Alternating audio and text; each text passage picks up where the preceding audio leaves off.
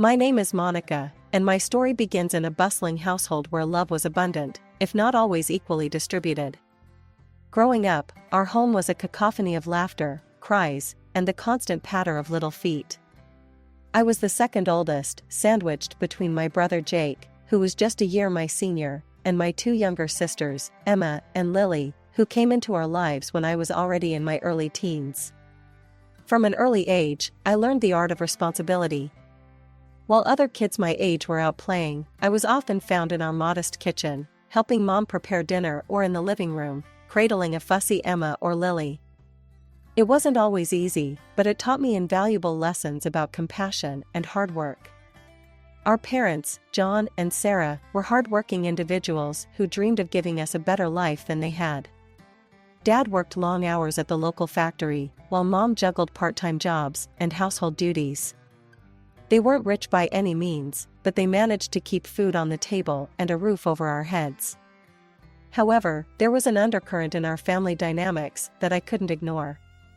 Jake, my older brother, seemed to hold a special place in our parents' hearts.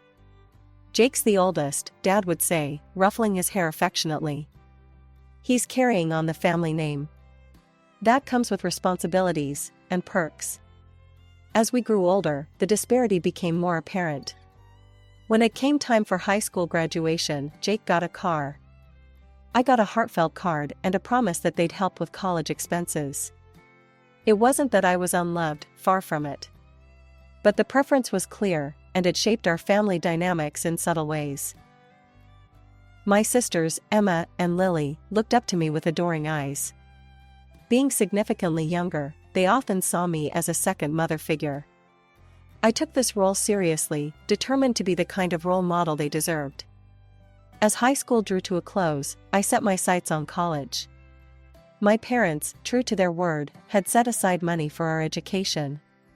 It wasn't enough to cover everything, but it was a start. I chose to study finance, a practical field that I hoped would lead to a stable career. My chosen field of study, finance, proved to be as demanding as I'd anticipated. Long nights in the library became my new normal, but I tackled each assignment with the same determination I'd applied to helping Mom with household chores. Despite the workload, I made sure to call home regularly. Mom would fill me in on the family gossip, Dad would grunt his hellos, and my sisters would fight over the phone to tell me about their days. Jake's updates were less frequent, usually relayed through Mom. He'd started working at a local company, showing little interest in further education. Our parents, especially Dad, seemed pleased with his progress.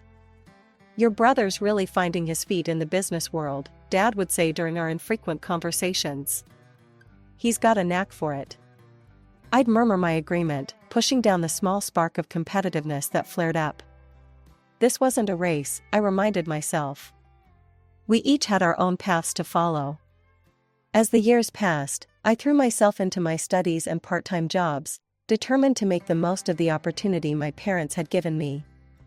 Their financial support, while not covering everything, was a lifeline I was deeply grateful for. I knew the sacrifices they were making to keep me in school, and I was determined not to let them down. Graduation day arrived before I knew it. As I stood in my cap and gown, diploma in hand, I scanned the crowd for my family. There they were, Mom and Dad beaming with pride, Emma and Lily waving enthusiastically, and even Jake had made it, standing a bit apart with a half-smile on his face.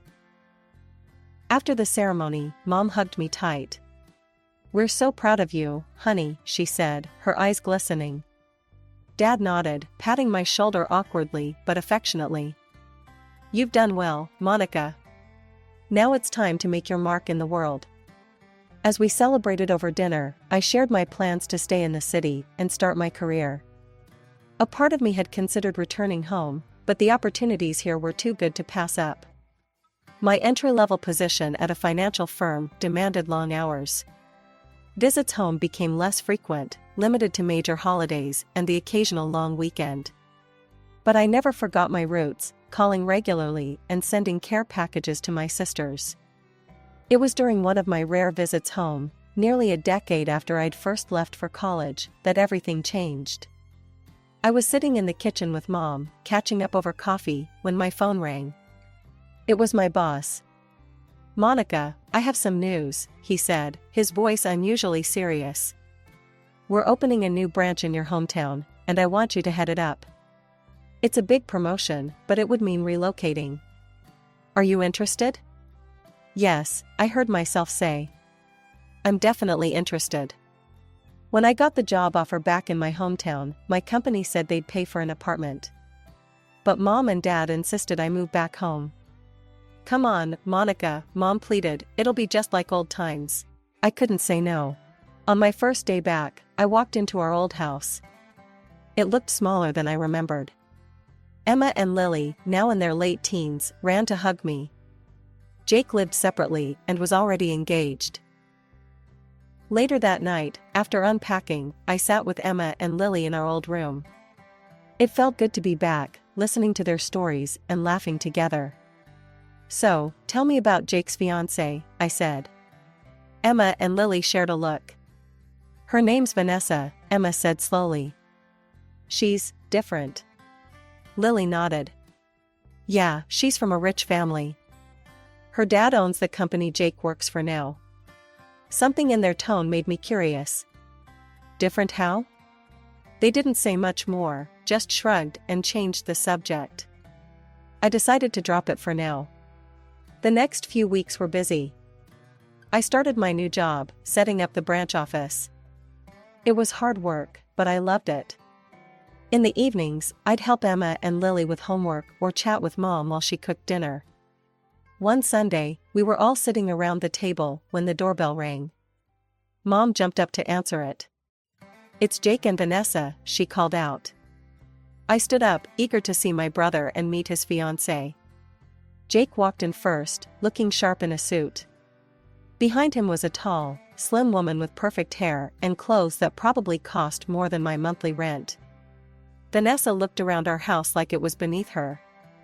"Oh, how quaint," she said, picking up one of Mom's knickknacks. I watched, confused, as Mom and Dad fussed over her. They kept asking if she needed anything, apologizing for the smallest things. Emma and Lily were quiet, eyes down. When Vanessa made a nasty comment about Lily's clothes, I'd had enough. I pulled Emma aside. "What's going on?" I whispered. "Why is everyone letting her act like this?" Emma sighed. "Jake works for her dad now. It's a big deal. Mom and Dad are scared if we upset her, Jake might lose his job." I was shocked. This wasn't the family I knew. We'd never let anyone treat us like this before. Things got worse at dinner. Vanessa started on me, making snide remarks about my job and clothes. I saw red. "Look," I snapped, "I don't know who you think you are, but in this house, we treat each other with respect. If you can't do that, maybe you should leave." The room went silent. Vanessa's face turned ugly. She stood up, grabbed her purse, and stormed out. Jake followed, looking torn. As soon as they left, Mom and Dad rounded on me. "Monica, how could you?" Mom cried. "You know how important this is for Jake." Dad looked disappointed. "You need to control your temper. This could ruin everything for your brother." I couldn't believe what I was hearing. They kept at it, begging me to apologize, to be the bigger person. Finally, just to shut them up, I agreed to try and make peace with Vanessa. The weeks flew by, and suddenly Jake's wedding was all anyone could talk about. Vanessa took charge, bossing everyone around like she was running a military operation instead of planning a party. She dragged us to endless dress fittings, insisting we buy expensive gowns that matched the venue's aesthetic. When I suggested something more affordable, Vanessa just laughed. "Oh, Monica," she sneered, "we can't have you looking cheap at my wedding, can we?" The bachelorette party was next on her list. Vanessa handed out a minute-by-minute schedule, complete with mandatory activities and outfit changes. It was ridiculous, but Mom kept giving me these pleading looks, so I bit my tongue. Then came the bombshell. Vanessa wanted us to dance at the wedding. Not just a simple waltz, mind you. No, she was planning a full-on performance. "It'll be the highlight of the reception," she gushed. You'll all look so cute. My stomach dropped. I'd hurt my back years ago in a car accident. Dancing wasn't really my thing anymore. But I figured, how bad could it be? Turns out, pretty bad. I showed up at the dance studio, and the choreographer started talking about splits and lifts and all sorts of crazy moves. Vanessa was there, barking orders like a drill sergeant. Come on, ladies, put your backs into it. I pulled out my phone, thinking I'd record it to practice later. But as I watched, I realized there was no way I could do this. It was way too much. Hold on, I said, this is insane. We're not circus performers, Vanessa. I can't do these moves. Vanessa's face turned ugly. What do you mean, you can't? Of course you can. Stop being difficult, Monica. I stood my ground. No, I mean it. I have an old back injury. This kind of dancing isn't possible for me. That's when Vanessa really lost it. She started yelling, throwing around words I won't repeat. Then she hit me with this gem. Fine. If you won't dance, you owe Jake $3,500 as a wedding gift. It's only fair, since you're ruining my special day. I was speechless. I looked at Emma and Lily, hoping they'd back me up. But they just stared at the floor, Mom's warnings clearly ringing in their ears. That was it. I'd had enough. You know what, Vanessa? Keep your damn dance. I'm out of here. I stormed out of the studio, my hands shaking as I clutched my phone. The video of that disastrous rehearsal was still recording. As I walked home, my mind raced. What was I going to do now? How had things gotten this messed up? I burst through the front door, still fuming from the dance rehearsal fiasco. Mom and Dad were in the living room, and they could tell something was wrong. I spilled everything, the impossible dance routine, Vanessa's outrageous behavior, the $3,500 ultimatum. I expected sympathy, maybe even anger on my behalf. What I got was something else entirely. Dad's face turned red. Monica, how could you? After everything we've talked about. This wedding is so important for Jake's future. You need to apologize to Vanessa right now and agree to do the dance. I couldn't believe what I was hearing. Apologize? For what? Having a spine injury? Standing up for myself? Stop being so selfish, Dad shouted. This isn't about you. It's about Jake's happiness and success. So my happiness doesn't matter? I shot back. My health? The argument escalated quickly. Voices raised, tears were shed. I stood my ground, refusing to cave to Vanessa's ridiculous demands. That's when Dad dropped the bomb. If you can't support your brother and his fiancée, then maybe you shouldn't be here at all. The room went silent. I packed a bag that night, ignoring Mom's half-hearted attempts to smooth things over. The next day, I moved into the apartment my company had originally offered. It was small and empty, but at least it was mine. The wedding came and went. I didn't attend, couldn't bear the thought of watching my family kowtow to Vanessa's every whim. I spent that day alone in my apartment, alternating between anger and sadness. A few days later, my phone exploded with notifications. Vanessa had made a post on social media, a long, dramatic tale about how I had tried to ruin her perfect day. She painted herself as the victim, me as the jealous, spiteful sister-in-law. The comments were worse. Relatives I hadn't seen in years were suddenly experts on my character, condemning me for my selfish and cruel behavior. Even Emma and Lily liked the post, a betrayal that cut deep. The calls started soon after. Aunts, uncles, cousins, all wanting to tell me how disappointed they were, how I should be ashamed of myself. Emma tried to reach out once, sent a text saying she missed me. But when I suggested meeting up, she backpedaled, said Vanessa wouldn't like it. I didn't try again after that. I threw myself into my work, hoping to finish the project quickly and leave this town behind. But things kept getting delayed, problems cropping up that required my personal attention. Each extension felt like a twist of the knife. Months passed, and I settled into a lonely routine. Work, home, sleep, repeat. I'd almost gotten used to the silence when my phone rang one night. It was Lily. Monica? Her voice was small, trembling. Can we talk? We met at a cafe across town, away from prying eyes. Lily looked terrible, dark circles under her eyes, hair a mess. She burst into tears the moment she saw me. I'm so sorry, Monica, she sobbed. You were right about everything. Slowly, the whole story came out. After the wedding, Vanessa had shown her true colors. She'd been ordering Emma and Lily around like servants, making them clean her house, cook meals, do laundry, all without pay.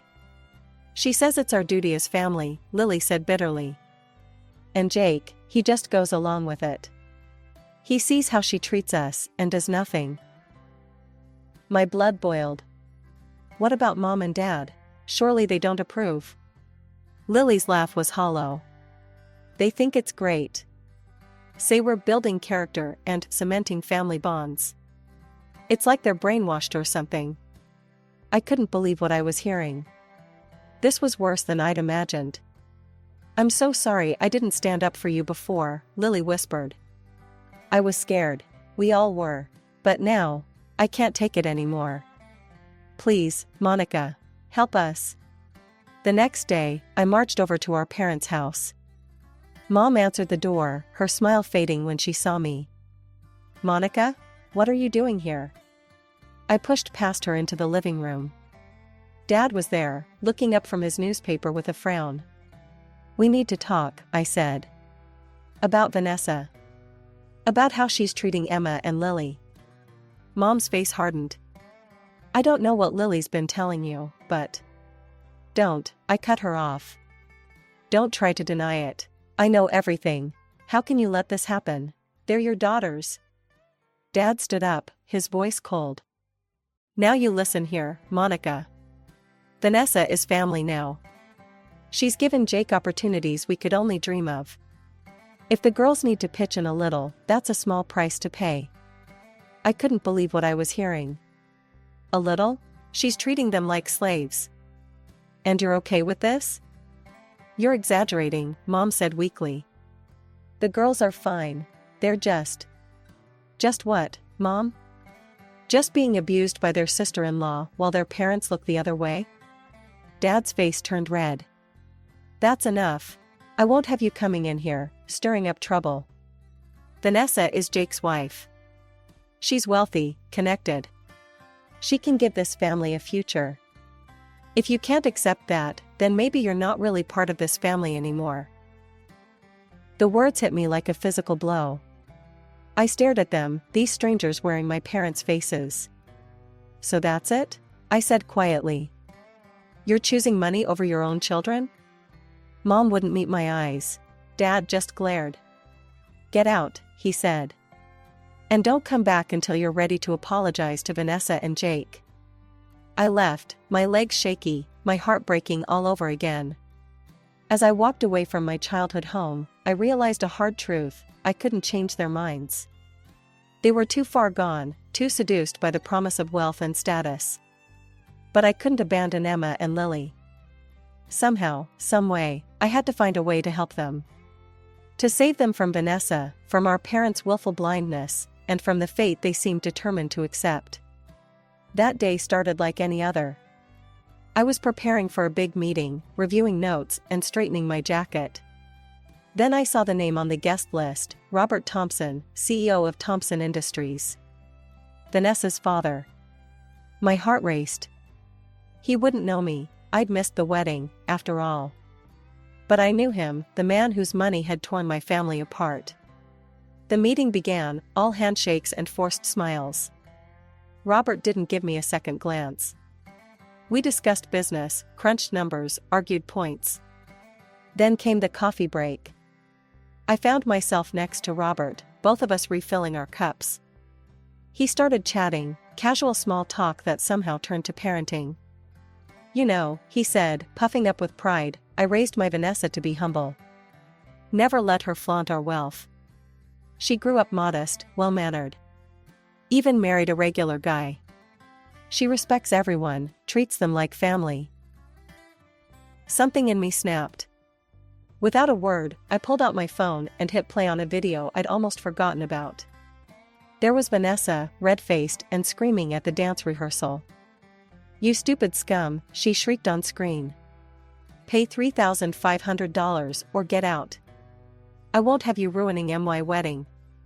The color drained from Robert's face.